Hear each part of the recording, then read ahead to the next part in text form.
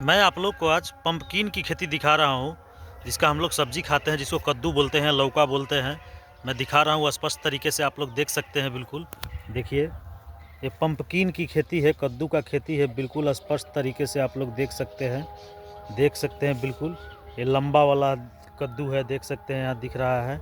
आप लोग देख सकते हैं, बिल्कुल देख सकते हैं, फला हुआ भी है। बिल्कुल स्पष्ट तरीके से मैं दिखा रहा हूँ, देख सकते हैं। यहाँ भी फला हुआ है, इधर गोलका है, देख सकते हैं। इधर गोलका कद्दू है और इधर लमका कद्दू है, देख सकते हैं। बिल्कुल आप लोग देख सकते हैं। बिल्कुल देखिए, इधर लंबा वाला कद्दू फला हुआ है और इधर गोला वाला है, देख सकते हैं। बिल्कुल आप लोग स्पष्ट तरीके से।